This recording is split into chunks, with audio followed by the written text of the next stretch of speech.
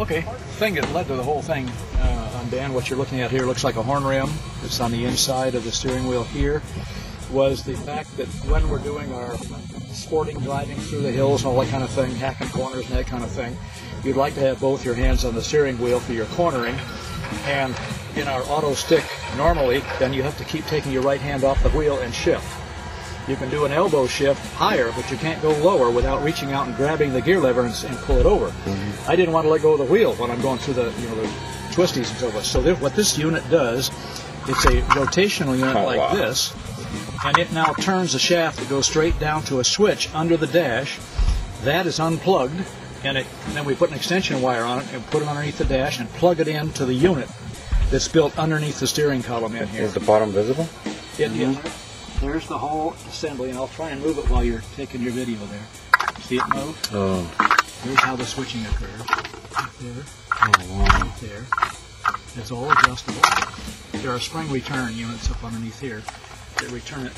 And then the rim itself has to be made the correct diameter to not obscure the tack or your audio buttons or your turn lever. So that's what dictated the 9.5-inch rim diameter. Crazy. And then my finger slipped off it constantly when I was using it and during the prototypical stages. So we flattened the edge of the tubing we used and put a rough coat of that stuff you use on trailers and stuff there for, what do you call it, walking on? So now your fingertips won't slide. You can push it anywhere.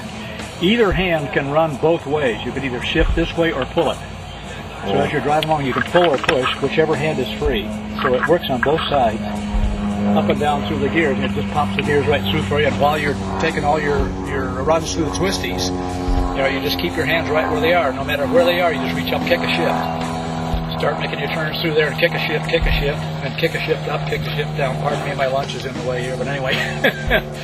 And so that was my desire to get something from my standpoint of cutting corner carbon in the mountains then was to have a unit that I could shift it on the steering wheel. Cool. So that's the whole basis of it. That was Dick Osgood. We got all of the parts are all